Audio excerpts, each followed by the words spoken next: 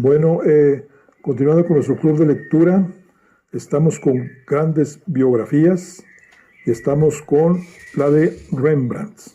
Y vamos a iniciar lo que es el capítulo 13. Cuando entré en su despacho, encontré a Ludwig ocupado en tajarse una pluma. «Vaya día», exclamó nada más verme. «¿Es posible que exista un clima semejante? Es la sexta pluma de la mañana, se derriten en las manos como mantequilla. Y bien, ¿en qué puedo serviros hoy?», me preguntó una vez que hubo tajado la punta a su gusto. Se lo expliqué. Me escuchó con paciencia, pero no pareció sorprendido. «Estoy enterado de todo ese asunto», contestó. «¿Quién no lo está? Ese hombre debe dinero a todo el mundo. Acabará ante los tribunales». «Eso es lo que me temo», confirmé. «¿Cuál es exactamente su situación?». «Ah, eso es harina de otro costal.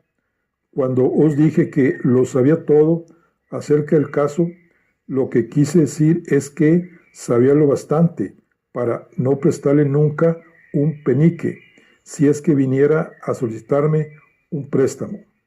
Mi interés no ha pasado de ahí, pero si queréis un balance detallado de situación, volved dentro de una semana y lo tendréis preparado».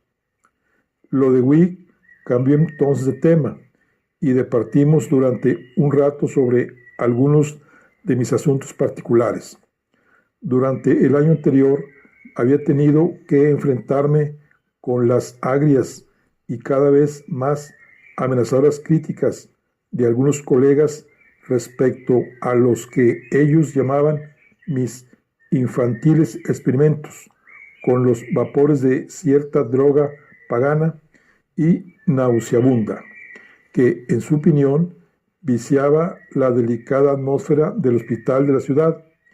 Había concebido una idea para poner a salvo a las interferencias de mis colegas, mis investigaciones sobre los anestésicos. Había decidido emprender la construcción de mi propio hospital. Con objeto de financiar este proyecto, ordené a mi banquero convertir en dinero efectivo la casi totalidad de las acciones de la Compañía de las Indias Orientales que había heredado de mi tío de Bere. Y Ludwig, cuya bondad de corazón estaba contrastada por un excelente sentido práctico, se había mostrado divertido, pero no desaprobador, cuando por vez primera le pedí consejo sobre este proyecto.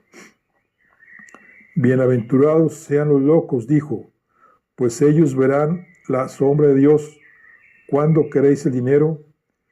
El hospital era ya una realidad.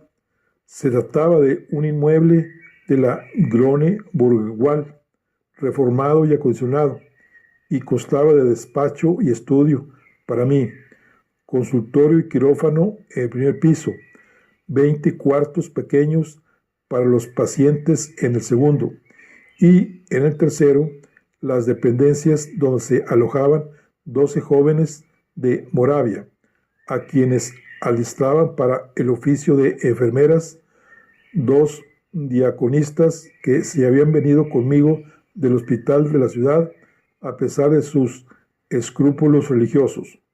Después de todo, yo trataba de librar a los hombres del dolor que el Altísimo había dispuesto sufriesen en castigo a sus pecados.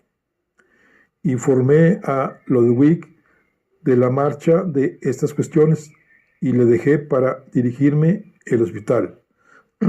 Una semana después volví al Singel, donde recibí un breve informe redactado por Ludwig y cuyos datos sobre la situación de Rembrandt confirmaban mis más sombríos temores. «Os aseguro que no tiene remedio», me advirtió Ludwig al entregármelo.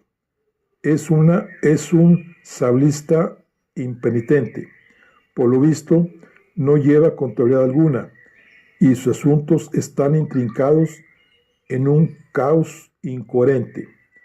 Para dificultar aún más las cosas, a veces pide dinero prestado sobre cuadros que todavía no ha pintado o sobre otros que ya ha prometido a un tercero.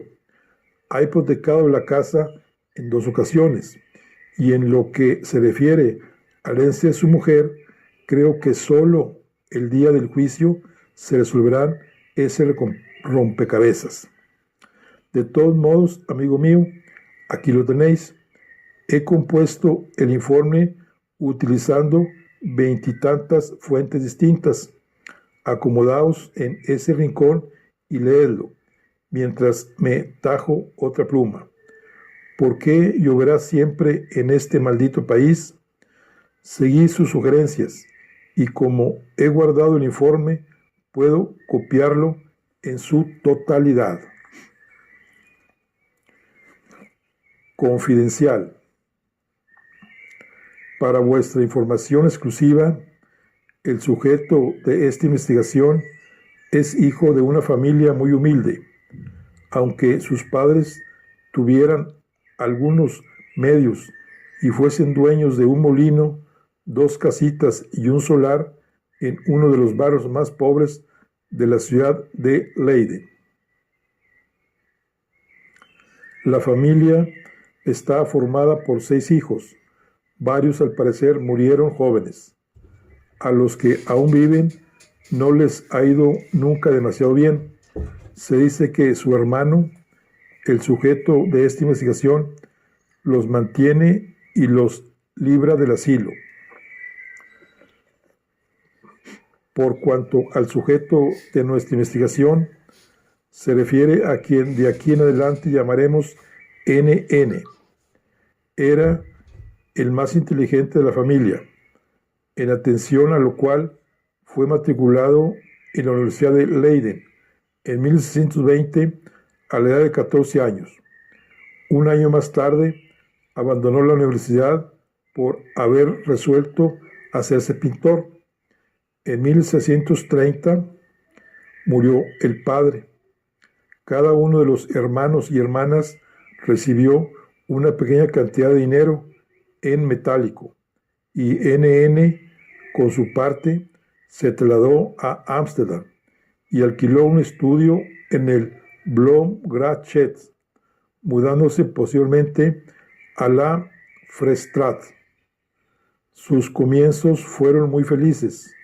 Contaba entre sus clientes a las familias más ricas y nobles de nuestra ciudad y hasta recibió encargos del príncipe, aunque en este caso parece haber hallado dificultades para cobrar.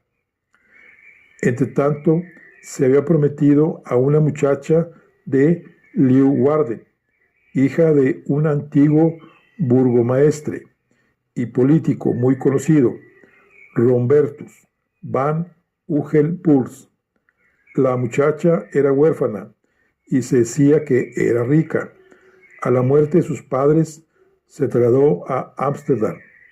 NN la conoció a través de un primo de ella, un tal Hendrik van Ugelbur, que por aquel entonces comerciaba en antigüedades y que también actuaba como intermediario de algunos pintores de moda.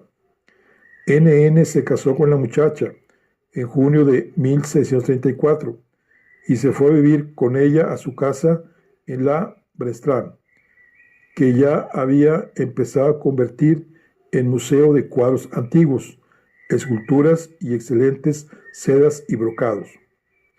Después de su boda, añadió perlas brillantes y otras joyas a su colección.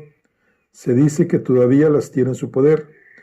En relación con sus ingresos anuales, durante aquel periodo no podemos hallar datos concretos, pero en sus primeros 10 años de residencia en Ámsterdam parece haber percibido una media de 500 florines por retrato. Además, tenía derecho a vender los trabajos de sus discípulos, lo que debió de proporcionarle entre 2.000 y 2.500 florines al año. No hemos podido averiguar qué beneficio obtuvo con sus aguafuertes durante este periodo, pero el total de su renta anual probablemente excedía de 10.000 florines. Sin embargo, ya en el año de 1638 parece haber pasado a apuros financieros. Fue en ese mismo año cuando compró una casa nueva y mayor en la Brestrat, casa que todavía ocupa. Está la segunda desde el puente.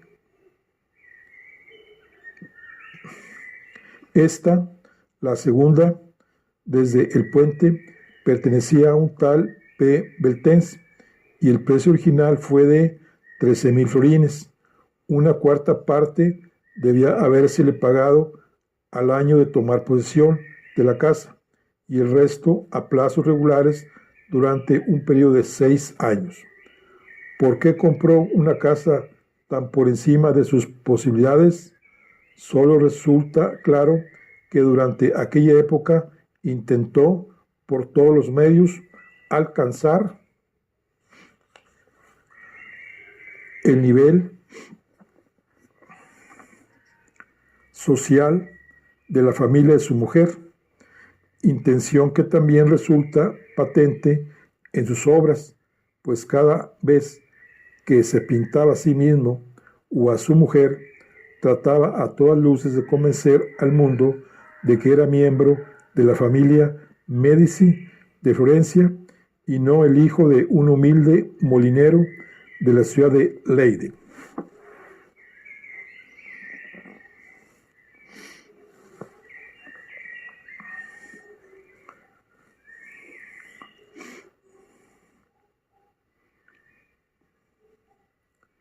Ni siquiera entonces, cuando siempre estaba dispuesto a gastar lo que fuera en la adquisición de cuadros u objetos de plata, podía pagar los plazos de la casa. De los 40.000 florines que, según rumores locales, había heredado su mujer, nunca parece haber recibido un céntimo, pues tuvo que esperar hasta el año de 1640, en que murió su madre, y entonces recibió como parte de su herencia la suma de 2.490 florines, con que pagó al antiguo dueño algún dinero. Por fin pudo abonar la mitad de los 13.000 florines que debía a los herederos del susodicho Beltens. A partir de entonces parece haberse olvidado por completo de la casa, pues ni siquiera intentó liquidar los pagos de los intereses acumulados cada año más elevados, y la deuda actual asciende a 8.470.06 florines, cifra totalmente fuera de su alcance.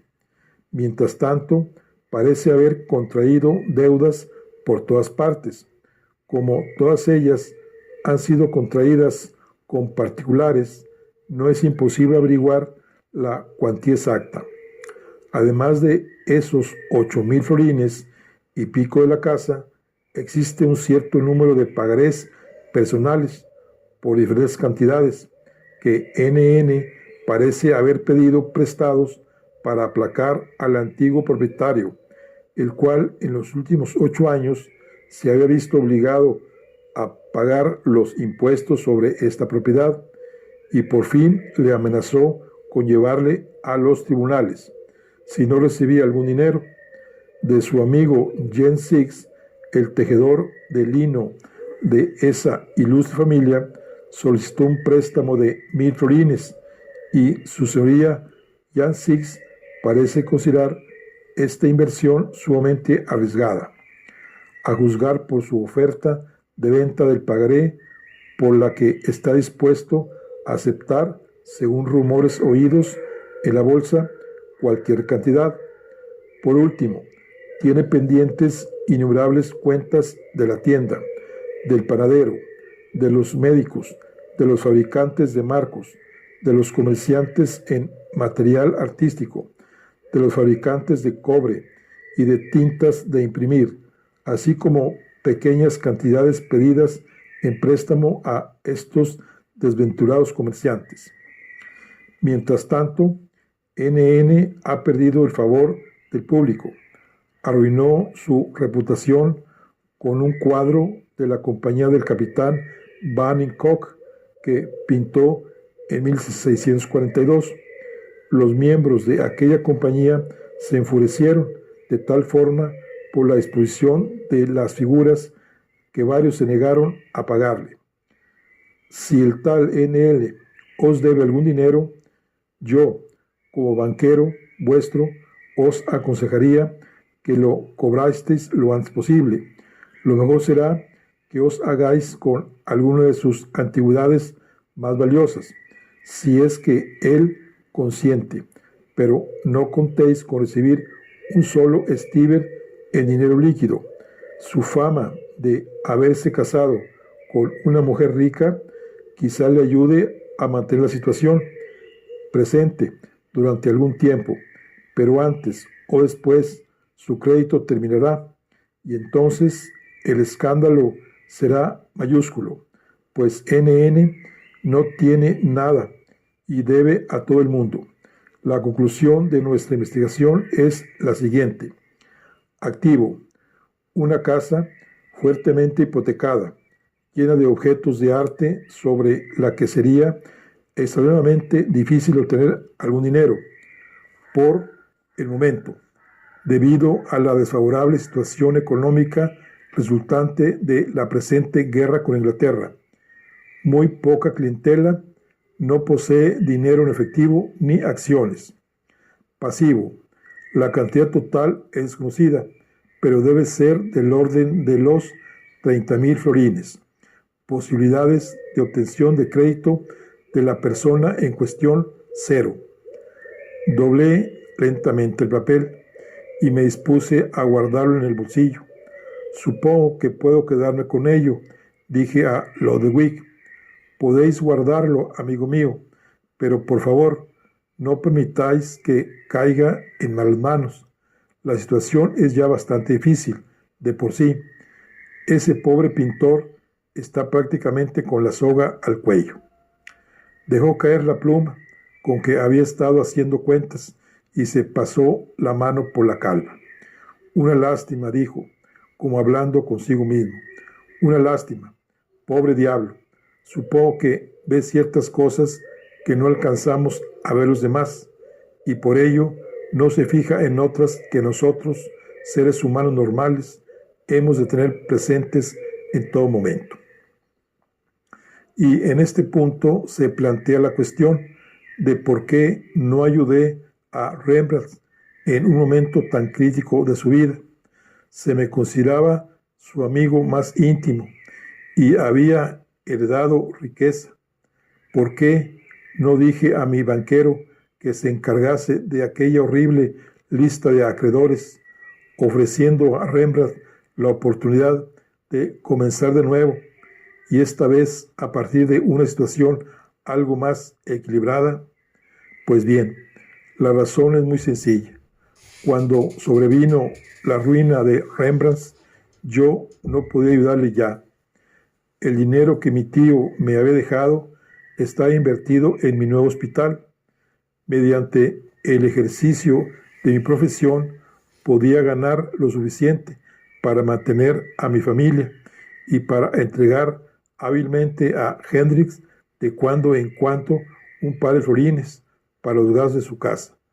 Pero por el momento no puede disponer de la mayor parte de mi fortuna. Bueno, pues aquí concluimos el capítulo 13. Estamos con la biografía de Rembrandt. Aquí terminamos la charla del día de hoy. Nos vemos en la siguiente. Hasta luego.